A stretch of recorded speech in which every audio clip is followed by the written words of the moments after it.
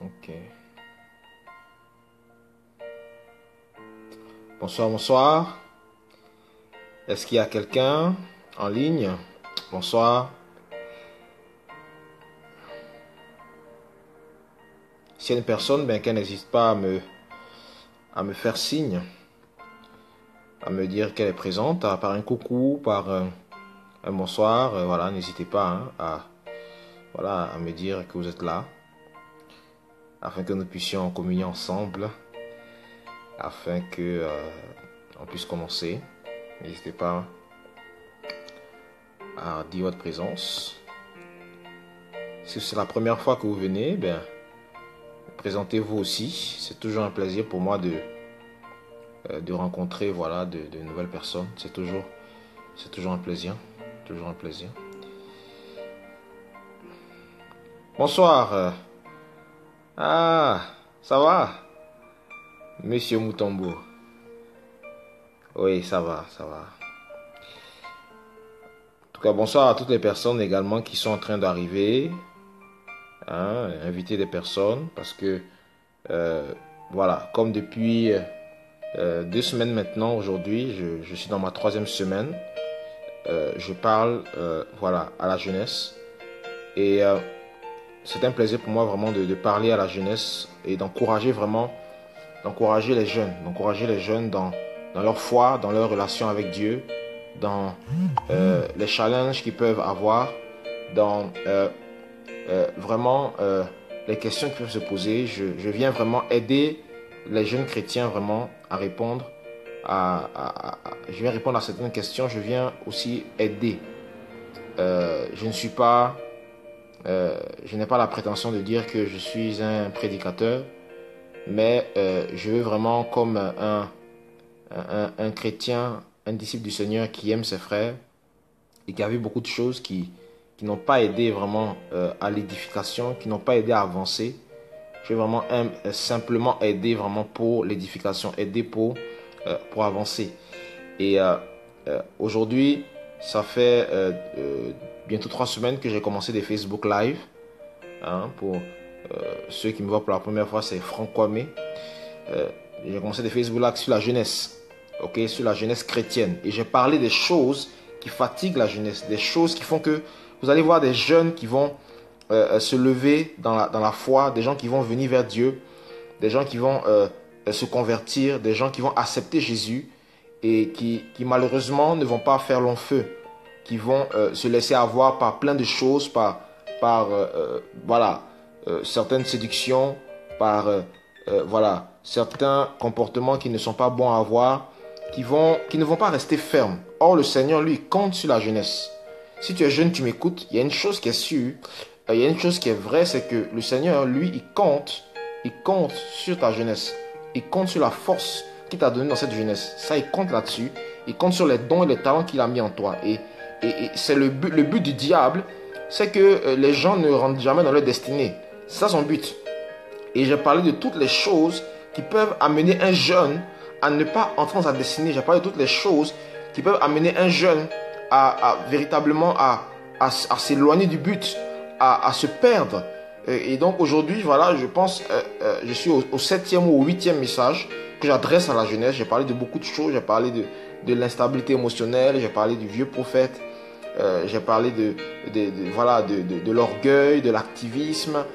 Voilà, j'ai parlé de plusieurs choses. J'ai parlé également des déceptions sentimentales, voilà, des péchés sexuels.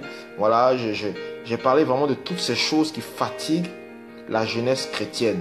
J'ai parlé des fausses doctrines, voyez-vous. Donc, il y a 7 messages à peu près dont j'ai eu le temps de parler, qui sont sur ma page YouTube, Franck Kwame, comme vous pouvez le voir, Franck Kwame, c'est sur YouTube, toutes ces messages sont là-dessus, avec bien d'autres messages, hein, parce que ça, ce n'est qu'une série, mais j'ai eu d'autres vidéos à faire où je parle d'autres thèmes de la foi.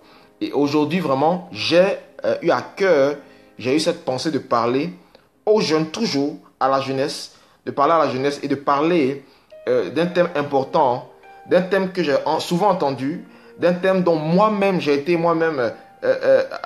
victime de cela, parce que moi aussi à un moment donné dans ma vie, ces pensées-là ont pu germer dans la vie du jeune chrétien que j'étais, Et par la grâce de Dieu, nous ne sommes pas restés dans ces choses. Nous ne sommes pas restés dans ces choses parce que ce ne sont pas des choses qui viennent de Dieu, voyez-vous. Et ce sont des pensées qui vont arriver à la plupart des jeunes chrétiens, à ceux qui sont zélés pour Dieu, à ceux qui aiment le Seigneur, à ceux qui veulent vraiment être utilisés pour Dieu, utilisés par Dieu pour vraiment faire avancer son œuvre, à ceux qui veulent être des instruments de l'œuvre de Dieu. À un moment donné dans votre vie chrétienne, j'aimerais vous le dire, cette étape va arriver. Cette étape va arriver. Cette étape où vous allez avoir l'impression... Bonsoir Brigitte. Cette étape va arriver où vous allez avoir l'impression, où des pensées mauvaises, des pensées diaboliques vont venir, ils vont vous dire que on vous empêche d'entrer dans votre ministère. D'autres disent, le pasteur m'empêche d'entrer dans mon ministère. Le pasteur ne veut pas me libérer. Le pasteur me bloque. Ces choses-là vont arriver dans votre vie chrétienne, en tant que jeune chrétien. Ces choses-là vont arriver. Mais tout dépend de comment vous allez réagir à ces choses. Parce que la manière dont vous allez réagir à ces pensées, la manière dont vous allez réagir à ces idéaux, à ces discussions que vous allez avoir avec des gens, à ces choses, vont déterminer beaucoup de choses dans votre avenir. Elles vont déterminer soit votre succès avec Dieu, soit votre échec, soit votre élévation, soit votre déclin. Voyez-vous, vous allez avoir l'impression dans votre vie chrétienne que il est temps maintenant pour moi de faire ce à quoi Dieu m'a appelé. Il est temps pour moi maintenant J'entends beaucoup de jeunes. Voilà, il faut que je rentre dans mon ministère, il faut que j'impacte les nations, il faut que, que je sois un homme d'impact. On entend beaucoup le mot impact maintenant sur les réseaux sociaux, dans le christianisme, impact. Et tout le monde veut, devenir impacté. Tout le monde veut impacter sa génération, veut impacter son environnement. Tout le monde veut impacter. Donc, c'est devenu le mot du jour. C'est devenu véritablement, ce leitmotiv-là, cette parole qui est donnée, il faut impacter. Donc, les jeunes, comme ils ont le zèle pour Dieu, ils vont commencer à manifester des choses. Alors, automatiquement, ils veulent maintenant être dans une certaine dimension. Ils veulent se lancer, selon eux, dans leur ministère. Ils veulent se lancer dans leur vocation. Et lorsqu'ils vont se rencontrer une certaine opposition, lorsqu'on va leur donner des conseils de sagesse de la part d'aînés qui ont connu Dieu avant eux, qui ont plus d'expérience que eux, ils vont dire que ces gens-là sont jaloux d'eux, sont jaloux de leurs dons, sont jaloux de leur destinée, sont des gens qui ne croient pas en eux, sont des gens qui veulent les bloquer.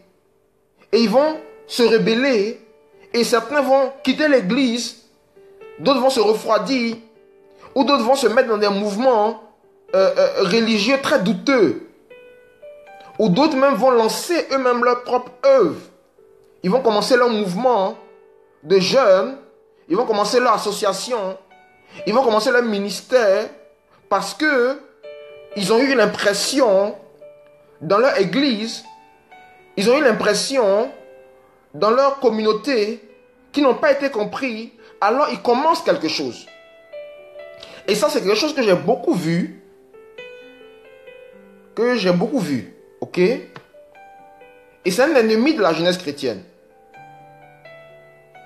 Cette précipitation à vouloir entrer dans un ministère, cette précipitation à faire les choses avant le temps, c'est un ennemi de la jeunesse chrétienne. C'est un manque de sagesse. C'est une preuve d'immaturité spirituelle. Et d'autres se lèvent et deviennent maintenant des prédicateurs. D'autres créent leurs églises. D'autres montent leur œuvre sans la bénédiction de leur pasteur, sans l'autorisation, la recommandation de quelqu'un. Et ils vont sortir plein de choses, des versets bibliques. Oui, c'est Dieu qui m'a appelé, c'est lui qui m'a choisi. Dieu ne travaille pas avec les hommes. Bon, beaucoup de choses qui vont sortir, qui sont tellement spirituelles, qui impressionnent voilà, les gens qui arrivent, voilà, les gens sont là, oh vraiment c'est un frère très spirituel, voilà, ils vont dire, voilà, Jean-Baptiste, ils vont dire qui a consacré Jean-Baptiste. Donc, si Jean-Baptiste a été un puissant prophète de Dieu, pourquoi moi, je ne peux pas aussi exercer mon ministère alors qu'on m'empêche? Mais vous voyez, les gens ne lisent pas toute la Bible. Ils prennent, vous voyez, on prend des bouts de la Bible, je répète, on prend des bouts de la Bible, et puis on en fait maintenant des doctrines, on en fait on veut justifier nos actions charnelles par ça en fait. Et d'autres parlent de Jean-Baptiste. Mais Jean-Baptiste, qui est son père? Qui est son père?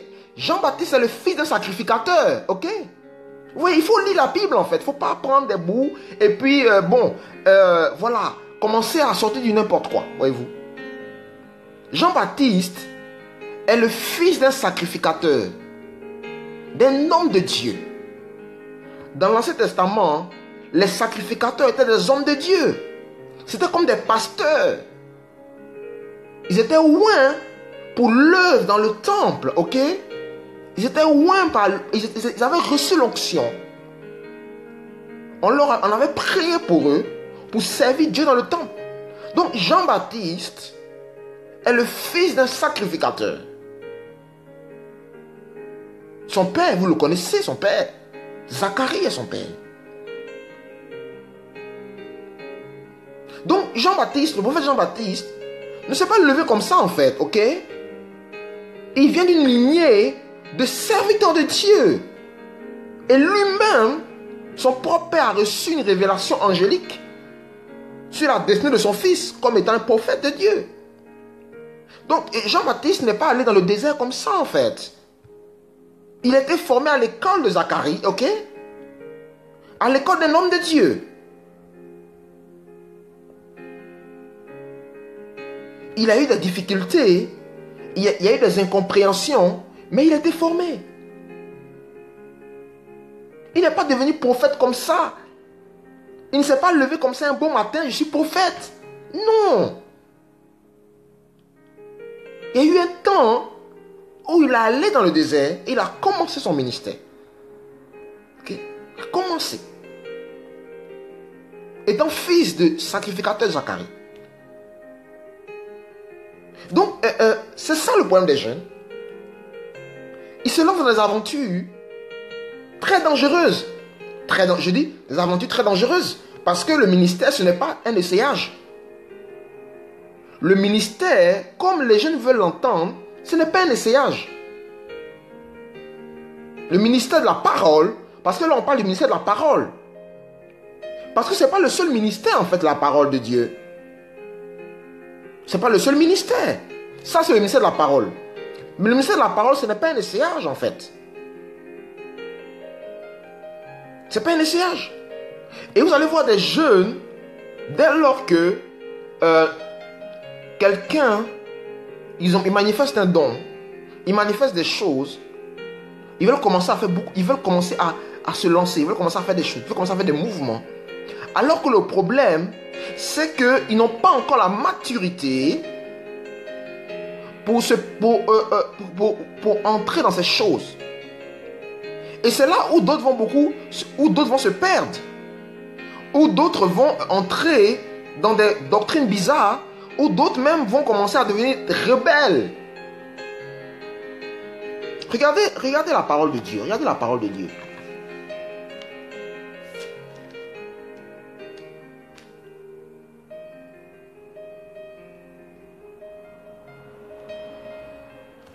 On va aller, voilà. La parole de Dieu, elle est vraiment claire à ce niveau. Et elle nous enseigne vraiment à faire vraiment attention. Elle nous enseigne à faire attention.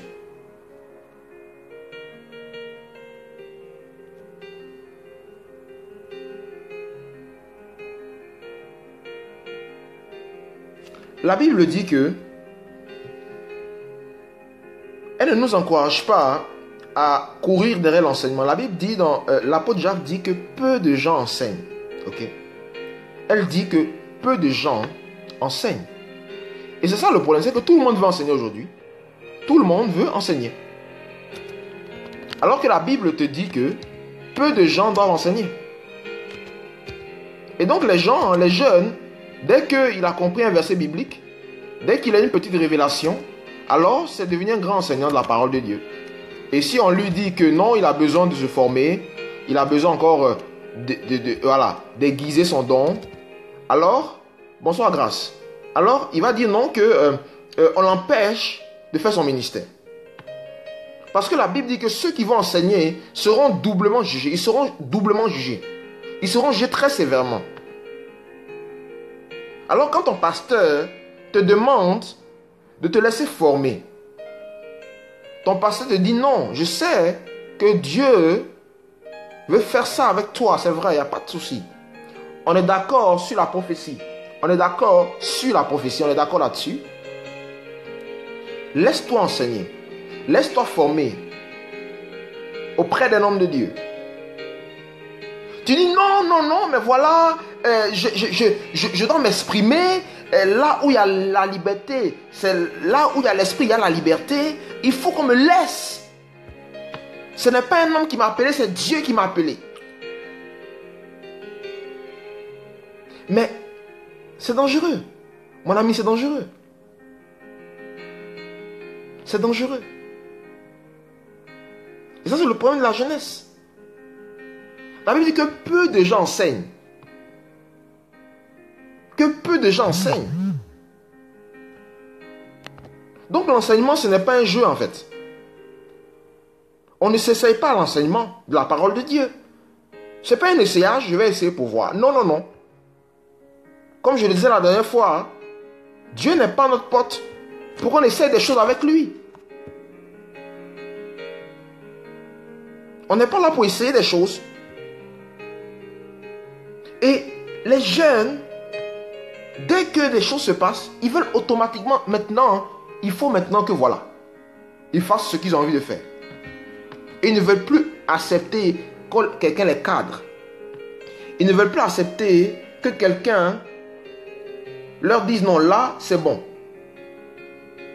Là ce n'est pas bon. Regardez ce que la Bible dit dans 2 Timothée 3 au verset 15. 2 Timothée 3 au verset 15. Efforce-toi.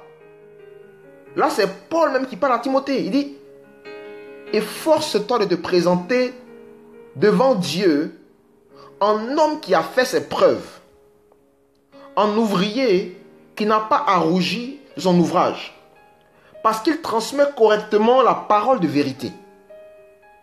Efforce-toi de te présenter devant Dieu en homme qui a fait ses preuves, en ouvrier qui n'a pas à rougir de son ouvrage, parce qu'il transmet correctement la parole de vérité. Donc vous comprenez que transmettre la parole, enseigner la parole de Dieu, quelqu'un qui enseigne la parole de Dieu correctement, c'est un homme qui connaît les preuves. C'est un homme qui a été éprouvé. Ce n'est pas juste quelqu'un qui a eu des révélations, mais c'est quelqu'un qui connaît les preuves. Et ces épreuves-là ont façonné en lui un homme qui dispense correctement la parole de Dieu. C'est ça. Et ces épreuves vont se faire au travers de l'école, au travers des choses qu'on va te refuser.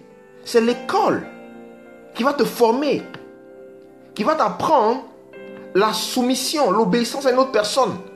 Tu dis que tu respectes Dieu, mais tu n'obéis pas à ce que Dieu a envoyé. Dieu est concret. Dieu est concret. Et c'est ça l'école. C'est une école. C'est une école. Un ouvrier éprouvé. Et beaucoup de jeunes ne sont pas des ouvriers éprouvés. Ils veulent juste se lancer parce que ils sont contents de le faire. Parce que pour eux, voilà, il faut qu'ils le fassent. Voilà, ça brûle en eux. Et c'est tout. Mais il n'y a pas de poids derrière. Il n'y a pas un vécu. Il n'y a pas une expérience. C'est ça qui fait le poids. Le poids. Le poids. C'est pas juste venir dire des choses. Tout le monde peut se lever et puis prendre la Bible et puis prêcher la Bible. Tout le monde peut venir dire voici le verset, voilà, et puis parler en fait. Mais la Bible dit que celui qui dispense, qui transmet correctement la parole de Dieu, il ne suffit pas de dire la parole de Dieu. Non, attention, je répète. Il ne suffit pas de dire la parole de Dieu. Il faut la transmettre. Transmettre, ça veut dire que je prends quelque chose qui est dans ma main, que je tiens, et je te le donne. Et je le dépose dans ta main. Ok? Je prends quelque chose qui est dans ma main, comme ces lunettes, et je vous transmets les lunettes. Je vous donne les lunettes dans votre main. C'est ça la transmission. Et la Bible dit que celui qui peut transmettre cette parole, qui peut la donner à quelqu'un, c'est celui qui est éprouvé. Ce n'est pas celui qui dit le pasteur m'empêche d'entrer dans mon ministère. Ce n'est pas lui. C'est celui que Dieu a éprouvé. C'est celui en qui Dieu a déposé quelque chose. C'est lui qui va transmettre. Parce qu'il donne ce qu'il a reçu. Il transmet correctement la parole de vérité. Il transmet correctement le message. Il transmet correctement la révélation. C'est ça. Et c'est ça que les jeunes ont du mal à comprendre. Pour eux, dès que des choses se manifestent, dès qu'une révélation sort, alors ils sont devenus des experts. Des experts pour la transmettre. Mais ils n'ont pas encore vécu les choses qui vont leur donner le poids pour pouvoir transmettre. Pas seulement pour dire, mais pour pouvoir transmettre.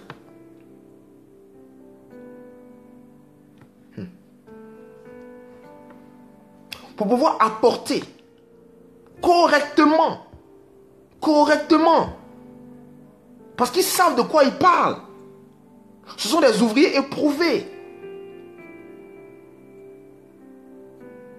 C'est ça. Je veux entrer dans mon ministère. Et on se fâche. Et on quitte l'église. On lance son truc. Avec un caractère qui n'est pas transformé. Avec une mentalité qui n'est pas renouvelée. Et on quitte sans la bénédiction des pères. Ne comprenons rien au principe de Dieu. C'est ça aujourd'hui. Le danger. C'est ces gens qui se lèvent là. On ne sait pas d'où ils viennent. On ne sait pas d'où ils viennent. On ne sait pas d'où ils viennent. On ne connaît pas leur filiation spirituelle. On ne connaît pas leur filiation spirituelle. Même la Bible prend le soin de donner des généalogies. On sait d'où il vient. Mais d'autres se lèvent, on ne sait pas d'où ils viennent. Ils vont dire que nous venons de Dieu. Oui, tout le monde vient de Dieu. Tout le monde vient de Dieu. Mais Dieu passe par les hommes. Dieu passe par les hommes. Il passe par les hommes. C'est ça que les gens n'arrivent pas à comprendre. Les jeunes. Et les jeunes, dans la jeunesse, il y a ça en fait. On me bloque. On me bloque. Parce qu'on ne veut pas se laisser enseigner. Parce qu'on estime comme un bébé, dès qu'on a découvert quelque chose, on fait tout ce qu'on veut avec. On fait tout ce qu'on veut avec, parce qu'on l'a découvert. Parce qu'on l'a découvert, alors on fait tout ce qu'on veut.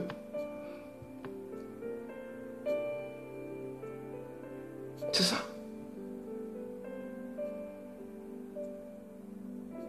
La Bible dit que tes progrès soient évidents. Ça, c'est Paul qui parle à Timothée. Aux yeux de tous. Aux yeux de Dieu et aux yeux des hommes. Aux yeux de Dieu et aux yeux des hommes. Ça, c'est une réalité.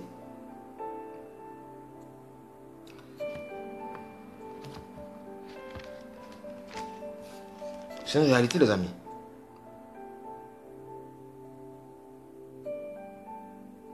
C'est de l'immaturité. On ne veut pas accepter une école. Jésus lui-même, je répète, Jésus lui-même a passé 30 ans. Jésus a passé 30 ans à construire son ministère. Aujourd'hui, tout le monde est pressé. À l'âge de 12 ans, Jésus avait des révélations. Jésus a bluffé les pharisiens et les scribes. Lorsqu'il allait au temple, ils ont dit, qui est ce petit? Mais ce n'est pas pour autant que Jésus a dit, maintenant, je vais entrer je vais commencer à faire ce que Dieu m'a dit de faire. De 12 ans à 18 ans, de 12 ans à 30 ans, Jésus a continué. Malgré les choses qui se manifestaient, Jésus savait qu'il avait besoin encore d'apprendre, qu'il avait besoin encore de se perfectionner. La Bible dit que Jésus grandissait en stature, en sagesse et en grâce devant Dieu et devant les hommes. Donc Jésus continuait de grandir. Il continuait de grandir. Jésus partait au temple. Il écoutait les discours des rabbins. Il écoutait les discours des maîtres de la loi. Il écoutait, il se documentait sur l'histoire de son peuple. Il lisait la Torah, il continuait de se former. Il continuait de se former. Jésus était là. Jésus écoutait les hommes qui étaient là. Certainement que Jésus a vu Gamaliel. Il a vu ce grand docteur de la loi. Il a écouté Gamaliel. Il a vu tous ces gens-là. Il était là, il les écoutait. Il les écoutait. Il apprenait, il apprenait, il apprenait, il apprenait. Il prenait ce qui était bon, ce qui n'était pas bon, il l'enlevait. Et il continuait, il continuait. Et à 30 ans, à 30 ans, à 30 ans, il a commencé. Mais avant de commencer, Jésus qui connaissait les principes de Dieu, Jésus qui connaissait les principes spirituels, parce que Jésus a exercé son ministère sur la terre, pas comme Dieu, mais comme un homme. La Bible l'appelait le Fils de l'homme. Attention, parce que les gens se trompent. Jésus n'a pas exercé son ministère sur la terre comme Dieu. Il a exercé son ministère comme un homme, le Fils de l'homme. Le Fils de l'homme. Donc il a accompli les œuvres des hommes. Il a accompli le chemin des hommes. Il allait voir Jean-Baptiste. Il allait voir Jean-Baptiste, le grand prophète de l'époque. Celui qui parlait de la part de Dieu dans tout Israël. Il allait le voir alors que Jean-Baptiste était son cousin. Il aurait pu dire, c'est mon cousin, je l'ai connu, on a presque le même âge, il n'y a que 6 mois de différence entre lui et moi, qu'est-ce qu'il peut m'apprendre? Vous voyez, c'est ça en fait. Il faut reconnaître qui sont les gens que Dieu a placés. Jean-Baptiste est né 6 mois avant Jésus, mais Jean-Baptiste était le grand prophète de l'époque. Jean-Baptiste était celui qui parlait, les gens écoutaient. Jean-Baptiste était celui qui avait du poids spirituel. Jean-Baptiste était le prophète d'Israël. Alors Jésus, à 30 ans, va aller voir Jean-Baptiste. Il va aller le voir. Il va se baptiser. Par Jean. Jean-Baptiste va dire, mais non, mais Jésus, tu es Jésus, je ne sais pas. Jésus va lui dire, non, laisse faire ce qui est juste. Fais ton œuvre. Tu es le prophète de Dieu. C'est toi ici qui es reconnu. Et lorsque Jésus vient vers Jean-Baptiste, Jean-Baptiste le recommande. Jean-Baptiste le recommande. Je vous dis, Jean-Baptiste le recommande. Parce que Jean-Baptiste dit, voici l'agneau de Dieu qui ôte le péché du monde. Par cette parole, Jean-Baptiste vient de le recommander. Jean-Baptiste vient de transmettre quelque chose dans la vie de Jésus. Jean-Baptiste, qui avait la voix, qui était la voix autorisée en Israël, dit aux hommes, voici le Messie. Voici celui dont je vous ai parlé. Voici celui qui va me succéder. Parce qu'il a dit, moi je prêche la repentance, mais il y a quelqu'un qui est plus grand que moi. Il vous baptisera de Saint-Esprit et de feu. Et là, il leur dit, voici la personne qui est plus grande que moi. Donc, Jésus lui-même va être recommandé par quelqu'un. Jésus lui-même va être à l'école de Jean-Baptiste. Parce que s'il a su que Jean-Baptiste baptisait les gens, c'est parce qu'il était à l'école de Jean-Baptiste, ses amis. C'est parce qu'il était à l'école de Jean-Baptiste. Lui aussi formé par Jean-Baptiste, baptisé par Jean-Baptiste, recommandé par Jean-Baptiste. Et quand les gens vont venir dire à Jésus, mais qui donne le pouvoir de faire ces choses, il va leur poser la question. Qui a donné à Jean-Baptiste l'autorité de faire ces choses? Donc Jésus lui-même se réfère à Jean-Baptiste quand on lui pose des questions sur la légitimité de son ministère. Donc Jésus lui-même a pris le temps de se former pendant 30 ans. Il a pris le soin d'être recommandé par quelqu'un. Et les jeunes, dès qu'on les empêche de faire quelque chose, Dès qu'on leur demande de se calmer un peu, de prendre, de se laisser former encore par Dieu, c'est la rébellion. C'est la rébellion. Mes amis, Dieu n'est pas dans ça. Dieu n'est pas dans ça. Je répète, Dieu n'est pas dans ça. Non, Dieu n'est pas dans ça. Et les gens n'aiment pas ces messages. Les gens m'ont dit que ces messages sont les messages de la loi. Nous sommes sous la grâce. C'est le message de la loi. C'est les messages qui condamnent les gens. Non, non, non. C'est la vérité de la parole de Dieu. Il n'y a pas de message de la loi, de la grâce. Ce sont les messages de la parole de Dieu. C'est ça aujourd'hui. C'est ça aujourd'hui, les amis. C'est ça. Est-ce que tu laisses le Seigneur te bâtir au travers d'un autre homme, d'un ministère? La Bible dit que le fer aiguise le fer. Est-ce que tu es dans une école où tu dis que c'est Dieu qui m'a appelé? C'est Dieu qui m'a appelé. Est-ce que tu te laisses bâtir par Dieu? Toi qui aspires à la parole. Toi qui aspires à cela. Est-ce que tu as pesé le poids de ce que c'est un ministère de la parole? Est-ce que tu as pesé le poids? Parce que si tu pesais le poids, tu n'allais pas courir comme ça. Tu n'allais pas courir comme ça vers ce ministère. Lorsque Dieu est venu voir Moïse, Moïse tremblait. Moïse avait peur. Parce qu'il réalisait la grandeur de cet appel. Quand quelque chose est de Dieu, ça te dépasse. Ça te dépasse et tu as beaucoup de craintes. Tu ne fais pas la légère comme un touriste. Non, tu as beaucoup de craintes. Souvent même tu dis non, Seigneur, non. Puis tu réalises que ce n'est pas une œuvre humaine. Que ce n'est pas une œuvre humaine. C'est ça. Merci mon frère pour l'encouragement. C'est ça en fait. Et c'est ça dans la jeunesse. Les gens veulent le ministère. Ils ne veulent pas être à l'école. Ils ne veulent pas se laisser enseigner par quelqu'un. Ils ne veulent pas se laisser enseigner.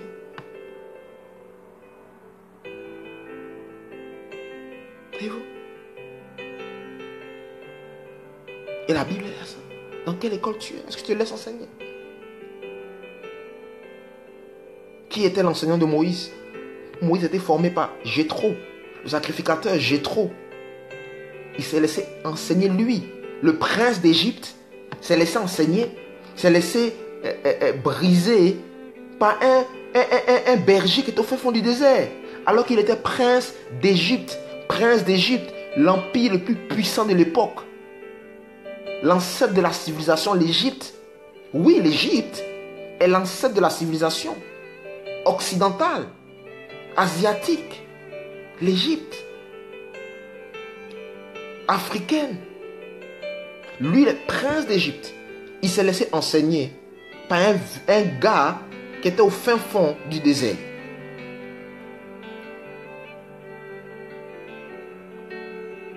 Josué, celui que les gens aiment tant, le grand guerrier, qui était un homme du peuple, a marché avec Moïse.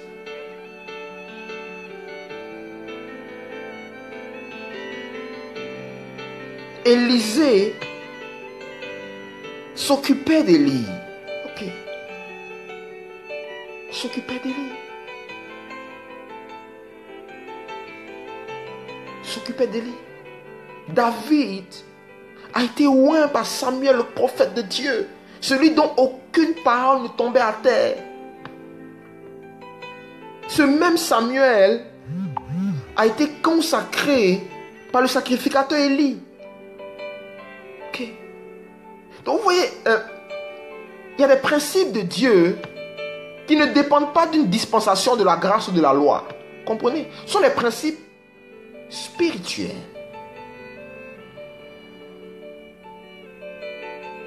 Ce sont les principes. Ce sont des choses qui sont là. Et il faut accepter que quelqu'un te brise un peu. accepte que quelqu'un te façonne, que quelqu'un soit là pour... accepte ça, accepte ce brisement. Accepte ça. Accepte ça. C'est Dieu qui est en train de te travailler par cette personne. Mais tu ne le réalises pas en fait. Pour toi, tu dois faire ton ministère. Dieu, par cette personne, travaille en toi le fruit de l'esprit. Il travaille en toi la patience. La patience. Il travaille en toi l'obéissance.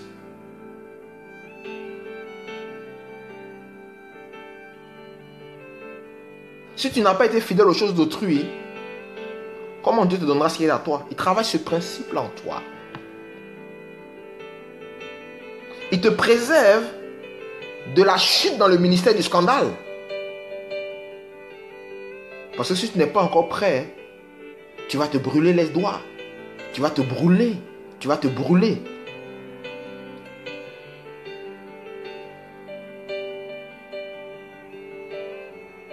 Il travaille des choses en toi.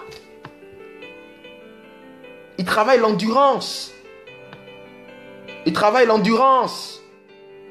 Je répète, il travaille l'endurance. Parce que des fois, les plus pressés, ce sont ceux qui sont le moins endurants. Je répète, les plus pressés sont des fois ceux qui sont le moins endurants. Des fois, c'est les moins endurants.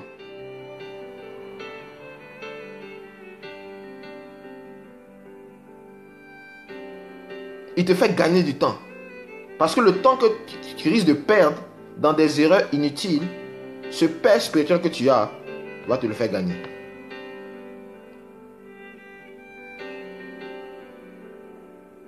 C'est vrai. Il t'apprend la maîtrise de soi. La maîtrise de toi-même. La maîtrise de soi. Il t'apprend ça. Il t'apprend ça. Il t'apprend ça.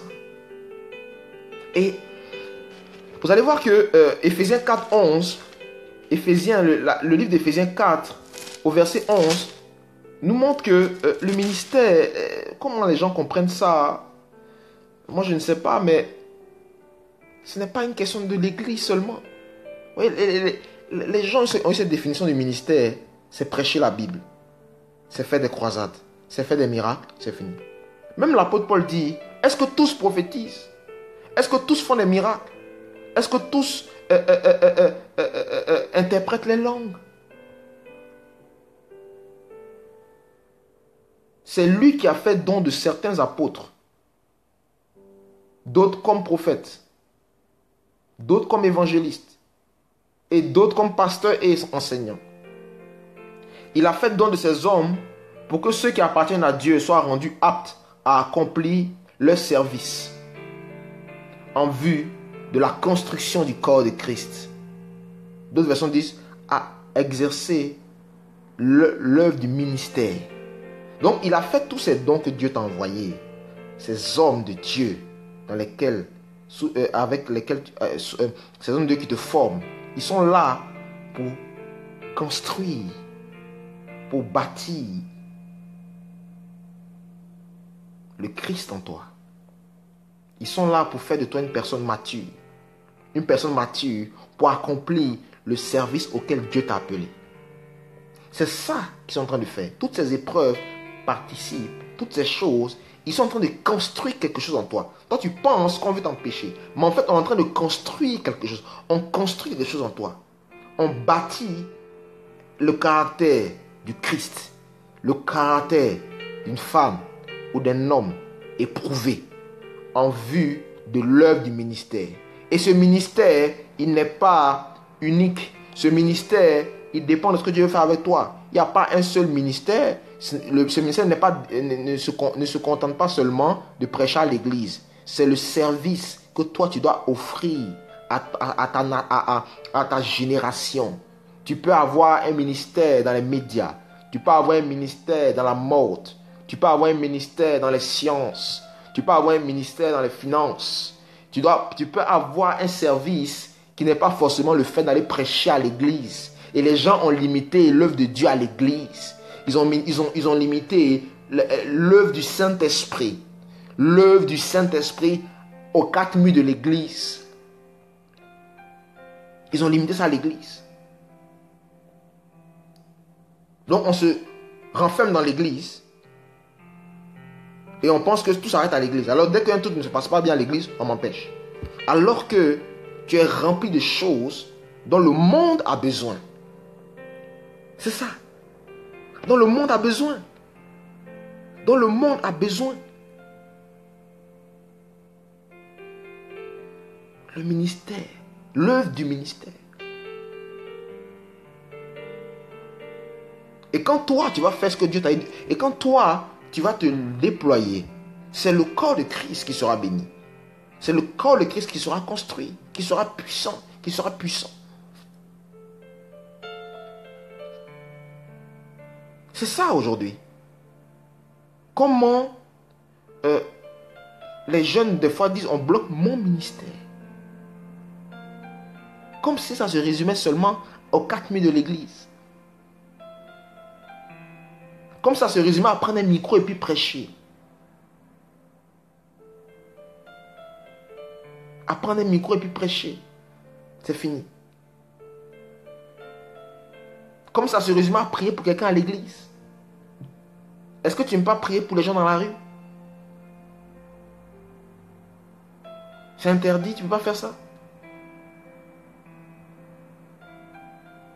Est-ce que tu ne peux pas parler de Jésus à quelqu'un hors de l'église, dans la rue? Tu ne peux pas faire ça. Est-ce que Dieu ne sera pas content si tu fais ça? Mais le véritable problème, c'est de se poser la question, est-ce qu'on veut être vu des hommes ou être vu de Dieu? C'est ça aujourd'hui la véritable question et motivation. Est-ce qu'on veut qu'on nous voie ou bien on veut que Dieu soit content? C'est ça aujourd'hui.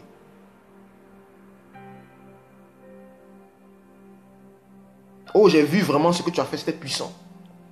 On était dans l'assemblée, tu as fait ça. Oh, c'était spirituel. Est-ce qu'on veut qu'on voit? Ou bien, on se dit que si on le fait ailleurs, personne ne va nous voir. Mais là, la motivation est mauvaise. Elle est impure. Elle n'est pas de Dieu. Elle n'est pas de Dieu. Elle n'est pas de Dieu. Elle n'est pas de Dieu, mes chers amis. C'est ça aujourd'hui. C'est ça aujourd'hui. Les gens, déjà, se limitent à l'église. C'est un autre point que je développe. Ils se limitent à l'église. Ils pensent que tout se passe à l'église. Tout l'œuvre de Dieu, c'est l'église seulement, les quatre murs. Ça s'arrête là. Ça s'arrête là. Parce qu'on est religieux. On est devenu des religieux. Le Saint-Esprit est dans ton cœur. Il est dans ton esprit, il est en toi. Donc partout où tu es, Dieu est là. Donc partout où tu es, Dieu peut faire son œuvre. Vous voyez? Partout où tu es, Dieu peut faire son œuvre. Vous voyez? C'est ça. Partout où tu es, Dieu peut faire son œuvre. Donc c'est une très bonne nouvelle de savoir que partout où je suis, Dieu peut faire son œuvre. Dieu n'a plus limité son œuvre à un endroit, mais il a répandu dans le monde au travers des hommes. Donc Dieu peut faire son œuvre partout où je suis. Dieu peut faire son œuvre. Dieu peut faire son œuvre. Et ça, c'est formidable. Dieu peut faire son œuvre.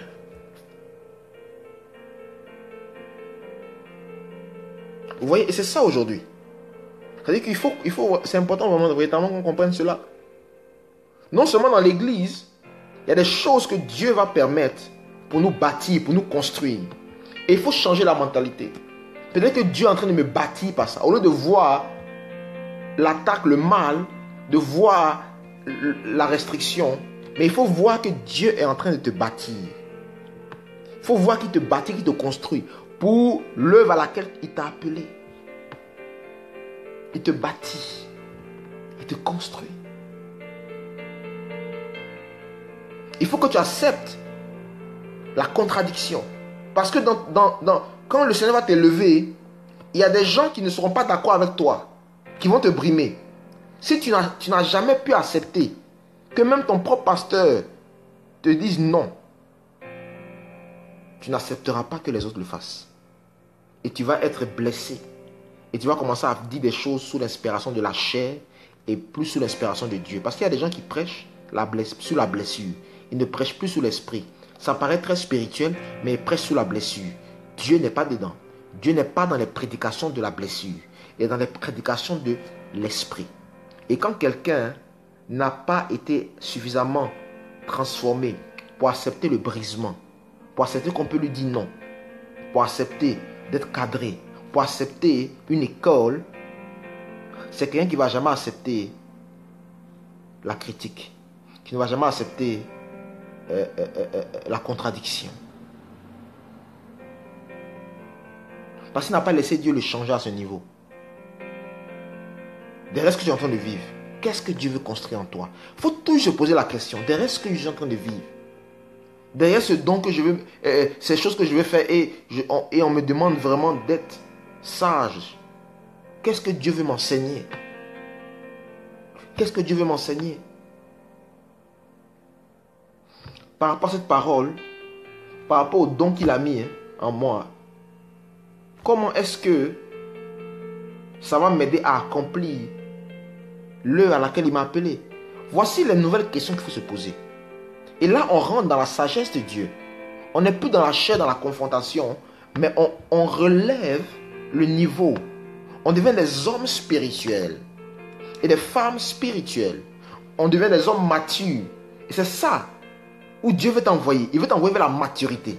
C'est pour cela que tu dois avoir des réactions, des réflexions de quelqu'un qui marche dans la maturité. Mais pas de quelqu'un qui voit la chose avec le... Voilà, comme ça. Non. C'est ça en fait. C'est ça. Le pasteur m'empêche de faire mon ministère. Il faut arrêter cette parole. Mon cher ami, il faut arrêter cette parole. Quelqu'un doit t'enseigner. Quelqu'un doit te former. Quelqu'un doit te dire, là c'est bon, là c'est pas bon. Même si Dieu est un enseignant. C'est vrai, la Bible dit que le Saint-Esprit nous enseignera toutes choses. Mais le Saint-Esprit enseigne aussi au travers des gens qu'il a envoyés. Parce que même lorsque tu écoutes une prédication qui te parle, qui te touche, les normes de Dieu, celui qui t'a enseigné réellement, c'est le Saint-Esprit. C'est l'onction qui t'a parlé au travers de cet homme. C'est toujours le Saint-Esprit. Mais il passe par des canaux. C'est toujours le Saint-Esprit. Et vous voyez, c'est ça aujourd'hui. C'est une véritable réflexion à avoir. Réflexion à avoir. Est-ce que je suis prêt pour faire ce ministère? Est-ce que je suis prêt, que ce soit la parole, même si c'est la parole, même si c'est le ministère de la parole. Parce que comme j'ai dit, il ne faut pas cantonner le ministère à l'église seulement. Mais tes dons, les choses que tu as en toi, sont pour le monde. Et les appels les appels sont différents. Mais si on parle seulement de l'église, on parle seulement du service dans l'église, eh bien, j'aimerais t'encourager vraiment à réaliser qu'il y a des principes, à réaliser que Dieu te forme par tout ça. Dieu est en train de construire le Christ en toi. Dieu est en train d'enlever l'amertume en toi. Dieu est en train d'enlever le manque de maîtrise de toi-même. Regardez Jésus. Jésus a prêché pendant 3 ans à des pharisiens et des scribes qui n'arrêtaient pas de le contredire, qui n'arrêtaient pas de l'insulter. Mais il a toujours aimé ces gens. Parce que Jésus était quelqu'un qui pouvait accepter la contradiction. Mais si tu n'acceptes pas la contradiction, déjà à ce niveau-là, ce n'est pas 10 ans après que tu vas l'accepter, mon ami. Non. Non.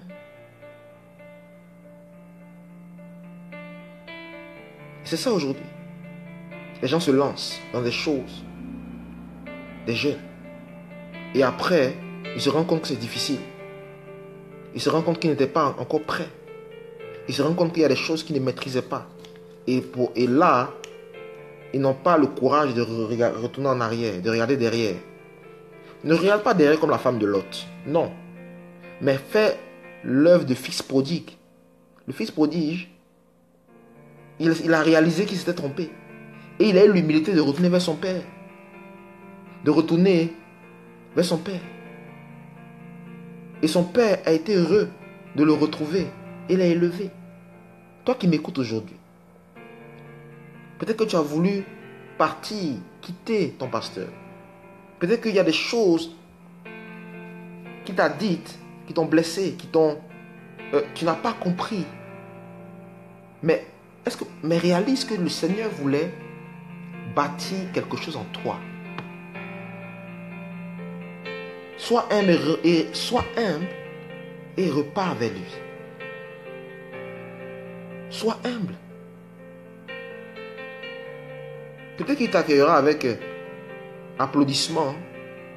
Peut-être qu'il fera autre chose. Mais retiens une chose. Dieu veut bâtir sa personne en toi. C'est ça qui intéresse Dieu. Il veut bâtir sa personne en toi. C'est ça qu'il faut retenir en fait. Qu'est-ce que Dieu veut bâtir en moi? C'est l'amour aussi qu'il veut bâtir en toi. D'aimer, quel que soit ce qui est autour de toi. De ne pas aimer parce qu'on te fait du bien. Parce qu'on est gentil avec toi. Parce qu'on répond à tes attentes. Mais d'aimer simplement parce que Dieu dit d'aimer. D'aimer quelles que soient les conditions. Quelles que soient les conditions. La Bible dit obéissez à vos conducteurs spirituels. Obéissez à vos conducteurs spirituels. Il y a des fois, ils vont te dire des choses qui ne vont pas te plaire. Mais il faut que tu acceptes. Que tu acceptes. Parce que ça a construit quelque chose en toi. Que tu ne te rebelles pas. Mais que tu laisses le Saint-Esprit te construire. Te travailler. C'est là que tu deviens mature. C'est dans le feu qu'on éprouve l'or. C'est là que tu deviens mature. C'est là que Dieu bâtit quelque chose de solide en toi. C'est là où tu vas pouvoir annoncer la parole avec force et poids. Parce que ce ne sera plus juste le fait d'un enfant qui a découvert quelque chose, qui veut le dire à tout le monde, mais ce sera le fait d'un homme qui a quelque chose à apporter pour changer la vie des autres. Parce que la différence entre les jeunes et les gens matures, c'est que les jeunes vont apporter des révélations parce qu'ils ont la démangeaison des révélations. Je répète, ils veulent apporter des révélations parce qu'ils ont la démangeaison des révélations. Comme un enfant qui veut dire à tout le monde ce qu'il a vu. Comme Joseph qui veut montrer à tous ses frères les rêves qu'il a eus. Ça, c'est l'immaturité. Mais la différence avec les gens matures, c'est que lorsqu'ils apportent, c'est qu'ils ont le souci d'apporter pour changer la vie des gens. Ils ont le souci d'apporter pour transformer la vie des gens. C'est ça la différence. Et pour arriver à cette dimension, pour arriver à ce niveau, tu as besoin des épreuves. Tu as besoin d'être éprouvé. Tu as besoin de vivre des choses. Voyez-vous? Pour comprendre pourquoi tu as ce message, pourquoi tu as compris ça. Voyez-vous? Et ça, ce n'est pas les enfants. Ce sont les gens qui vont être matures. Ces jeunes qui vont être matures. Qui ont réalisé que leur identité ne dépend pas. Leur identité ne dépend pas d'un service. Mais elle vient du ciel. C'est ça. Elle ne se cantonne pas seulement à un endroit, emprisonnée quelque part. Mais elle est pour le monde. C'est ça. Et qui ont compris aussi qu'ils ont besoin de gens qui vont les aider, qui vont les coacher.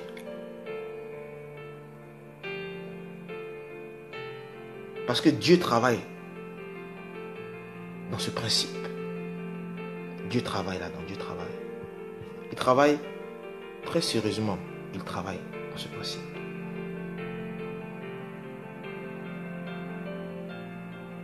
Alors, vraiment, ce soir, c'était cette parole que je voulais vraiment apporter à la jeunesse.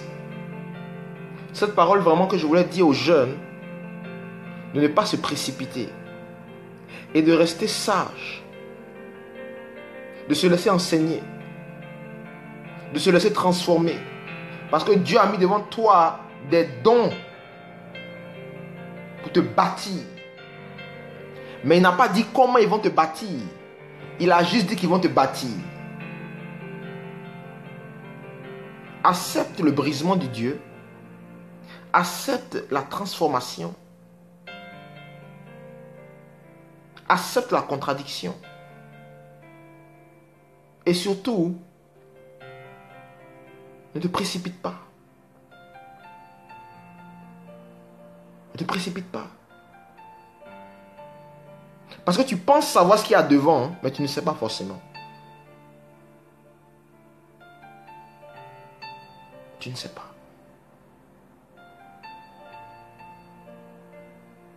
Tu ne sais pas.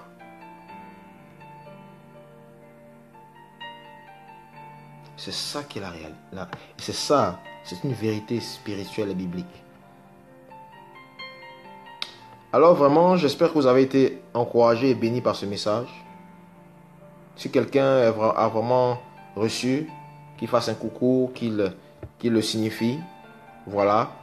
C'est toujours important aussi de manifester ce qu'on a vécu, de manifester ce qu'on a reçu. C'est la parole de Dieu. N'hésitez pas à partager cette vidéo, à en parler autour de vous, à la partager. Et puis à partager aussi cette chaîne YouTube. Il y a d'autres enseignements qui sont là-dessus. Pas enseignements, je dirais, d'autres édifications, d'autres moments d'édification. Où je parle à la jeunesse. Spécifiquement à la jeunesse. N'hésitez pas vraiment à visualiser ces différents messages pour la jeunesse. Si tu es jeune, écoute cette parole. Je crois qu'elle te fera du bien. Et qu'elle va te permettre de te repositionner et de ne pas te perdre inutilement dans beaucoup de choses, dans des vains discours, dans des choses inutiles. Elle va t'aider. Elle va t'aider. Je suis convaincu qu'elle va t'aider. Continuez à me suivre sur ma page Facebook et sur mon compte YouTube, Franck Kwame. J'ai d'autres choses encore à dire à la jeunesse. Et d'autres choses encore à dire, tout simplement. Je vous remercie de m'avoir suivi. Et je dis au revoir à toutes les personnes qui sont présentes. Hein. Que Dieu vous bénisse. Merci pour votre présence. Et puis on se dit à très bientôt. Bye bye.